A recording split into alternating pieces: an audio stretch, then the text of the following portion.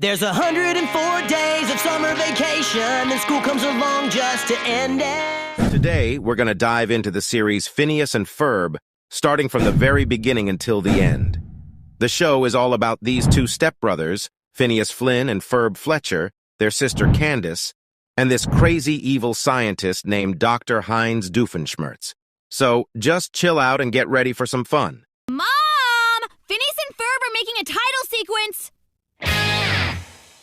First things first, let's talk about the family dynamics in Phineas and Ferb.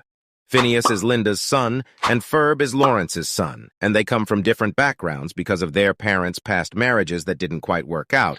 However, even though their family situation is unique, they all somehow manage to form a super close and loving bond throughout the show. It just goes to show that being related by blood isn't the only thing that makes a family. Every day, Phineas and Ferb come up with these crazy and ambitious projects to make the most out of their summer break. These projects usually involve building mind-blowing inventions and planning epic activities. They're always joined by their group of friends, including their older sister Candace, who constantly tries to bust them to their parents. But of course, the projects always conveniently disappear or go invisible right before their parents can catch them. Phineas is like the ultimate glass-half-full dude, always super positive and with an imagination that never quits. He's always looking for the next big thrill and can turn any boring situation into something mind-blowing. Aren't you a little young to be a roller coaster engineer? Yes I am. Actually, he's the brains behind all the crazy ideas and mind-boggling inventions that keep us hooked. But Ferb, on the other hand, is more like the quiet and reserved type of guy, totally opposite to Phineas, who is always full of energy and outgoing. However, don't be fooled by Ferb's calm and collected appearance. He's actually the one who brings Phineas's wild ideas to life with his amazing engineering skills. He's the genius behind all those crazy contraptions they come up with during their whole vacation. Even though he may seem laid back, Ferb is always ready to help Phineas and share his technological know-how. Together, they are an unbeatable team, combining their strengths to make their adventures truly epic. As for Candace, she's like your typical teenager, always on a mission to expose her brother's crazy activities to their parents. It's no secret that she gets frustrated sometimes when her attempts to reveal their mischief fail. It seems like their creations always disappear or go unnoticed right before their parents show up. But deep down, Candace genuinely cares and loves her brothers. She has her moments of sisterly affection and protection, reminding us that family relationships are complex.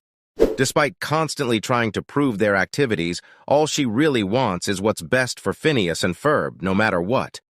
But there's actually more to the show than just this family dynamic. There's this whole other part that's all about the super sad life of Dr. Heinz Doofenshmirtz and his constant struggle to find a loving and stable family.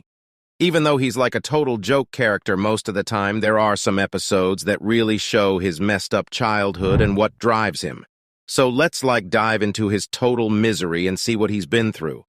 Doofenshmirtz was born in a made-up European city called Drosselstein, and his bad luck started when his parents didn't bother showing up for his birth. Wait a second, both of them? Since then, he's had this issue where he stinks, which made a lot of people, including his own parents, want to keep their distance from him. Doofenshmirtz had a rough childhood, constantly getting bullied. He'd get sand kicked in his face by big boots and have water poured on his head by girl Linda, who actually had a secret crush on him. He went through a lot of torment. One of the worst moments in his life was when his dad asked him to jump off a high dive as a test to prove his manhood, but he couldn't do it because of all the judgmental people around. That's when they started calling him a schnitzel, and his parents lost all respect for him. Things only got worse from there. His parents grew even more distant, and his dad even disowned him, refusing to acknowledge him as his own son. That's how he ended up being abandoned in the woods and raised by ocelots. To deal with his sadness, Doofenshmirtz turned to science for comfort. He participated in a science fair and created his first einator, but unfortunately he lost to a baking soda volcano not once, but twice. Frustrated with the disappointment, he decided to quit competing in science fairs. Later on, he found himself in a dunking booth, not as the person getting dunked, but as the target. During his duty, he created a balloon friend named Balloony using a spray he invented. Eventually, his parents accepted him back, although not for the right reasons. They made him replace their garden gnome and stand motionless for long hours. He wasn't even allowed to eat some nights.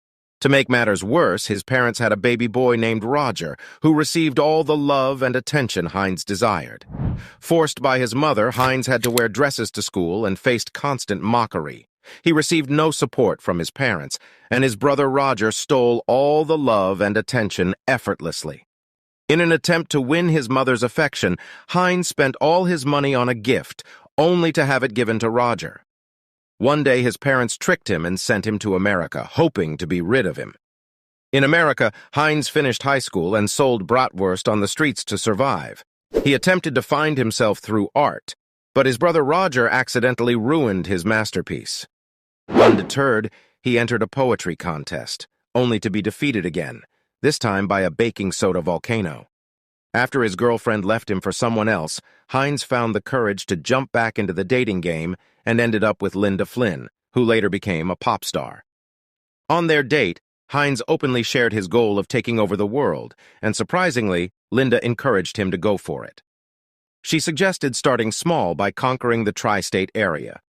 Motivated by his aspirations, Heinz joined an evil school right after high school, which is hard to believe actually exists and teaches all sorts of shady things.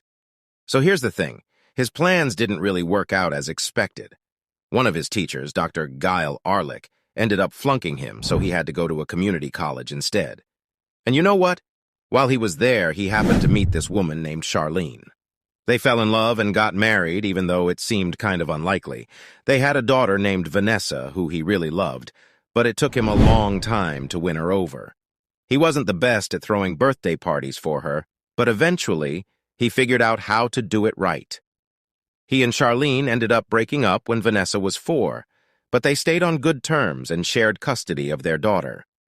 He tried to put his evil schemes aside during their marriage and focus on his family. But once the divorce was finalized, he needed to find a new place to live. So he got a penthouse that later became known as Doof Incorporated. It was a great deal, except for the noise from passing ships. Because of his reputation, some organization called OWCA saw him as a threat and assigned a spy to watch him. Turns out, the spy was Perry the platypus, who also happened to be Phineas and Ferb's pet. Talk about a talented platypus. Despite their furious battles, Perry and Dr. Heinz sometimes surprise us with moments of understanding and even cooperation. Heinz spends his days seeking revenge against those who wronged him, like his brother who's the mayor of Danville. But no matter what he does, Perry always gets in his way. He also tries really hard to win over his daughter and make her feel loved. His mission to have a stable family and take over the tri-state area continues throughout the show. In the last episode, Vanessa reveals that she got an internship at OWCA, the organization that fights evil, but she's in a tough spot because she's the daughter of one of their enemies, Dr. Doofenshmirtz. She can't join their group, but Vanessa sees the good in her dad and believes he has a good heart. In a heartfelt moment, she convinces Dr. Heinz to let go of his evil ways and embrace his potential for goodness. After facing the consequences of his actions, Heinz is surprised to find himself assigned to community service. To everyone's surprise, he becomes a teacher at Denville High, where his daughter Vanessa attends school. And believe it or not, Heinz manages to secure a job at OWCA, the organization that recruits animal agents. How does he do it, you ask? Well, it turns out his unusual upbringing in the wilderness, raised by ocelots, gives him a unique advantage. He's basically part ocelot himself, which makes him eligible for the job. Moving on, while the show mainly focuses on their friendship and adventures, there are also several relationship dynamics depicted. Let's talk about a few notable ones. Isabella, a member of the Fireside Girls and a good friend of Phineas and Ferb, has had a crush on Phineas for a long time. She's always helping out with their crazy projects and trying to get Phineas to notice her. But Phineas, oblivious as ever, doesn't seem to realize Isabella's feelings. Eventually, she gives up on the idea during their summer adventures. But guess what? Just when Isabella moves on, Phineas starts developing serious feelings for her. Talk about bad timing. He finally gathers the courage and confesses his crush on the last day of summer. They work things out and decide to attend the same college as a couple. So there's this crazy roller coaster of a relationship between Candace and Jeremy. They're always breaking up and getting back together, causing a ton of drama. On the other hand, Dr. Doofenshmirtz's ex-wife Charlene and their daughter Vanessa also bring some interesting dynamics to the mix. Speaking of Vanessa, Ferb actually had a crush on her throughout the show and tried his best to win her over even though he was younger. Eventually, they end up together in the final episode called Last Day of Summer. In that episode, Phineas and Ferb go all out to make the most of their last day of summer vacation. They create this huge contraption that represents all the other cool things they've made. It's like a tribute to their own imagination. It's important to note that this episode happens before Hines gives up his evil ways, so he's still trying to take over the world, and Candace is still determined to bust her brothers. Surprisingly, Candace and Hines never really interacted throughout the show until the very last episode. Candace visits her friend Vanessa and accidentally sets off a device that resets the day in a loop. Hines sees it as a chance to perfect his evil plan, while Candace sees it as a chance to finally bust her brothers. But with each loop, parts of the world start disappearing. They realize that if they don't stop it, the whole world will be erased. Hines tries to turn off the device, but it gets sucked into a rift. Candace tries to get help from her brothers, but they also get sucked into a rift. Their mom didn't even remember having 2 sons. Candace tried to explain, but she was still super confused. The main characters of the show were basically erased from existence, but not completely. They were all teleported to a weird, colorless void that looked like Danville. And guess what? The Do-Overinator was there too. So, when the day reset again, Hines decided to make another Inator to fix everything. He even asked Perry and Vanessa for help. But before they could finish, the day started over again. Eventually, they managed to make it in time, and all they had to do was activate the Inator. Meanwhile, Candace and the gang got sucked into the void to rescue her brothers. They found the Inator, but couldn't turn it off because then they'd be stuck there forever. So they made a catapult and traveled back to their world. But just as both Hines and Candace were about to finish their tasks, the day kept resetting. Finally, in an epic showdown, they both pressed the button at the same time and saved the world. But guess what? Perry realized that Hines's Inator wasn't even plugged in, so it was actually Candace who saved the day. The series ends with a heartwarming scene in the backyard, where Phineas, Candace, and their friends gathered to enjoy the last moments of their summer. They sat together, sipping orange juice and reminiscing about their favorite adventures. Meanwhile, Perry, Dr. Doofenshmirtz, Vanessa, and Norm had their own gathering. Hines realized that his daughter's love was more important than revenge, and they all enjoyed some delicious muffins while reflecting on their unique journey. Candace finally gave up her obsession with busting her brothers, and Hines finally found the family he always wanted. It's a delightful and heartwarming conclusion, showcasing the enduring friendships and cherished memories they created during their eventful summer together. So, that's the whole Phineas and Ferb timeline for you. If you enjoyed the video, give us a like and subscribe for more exciting content like this. Thanks for watching, and see you in the next one. Bye!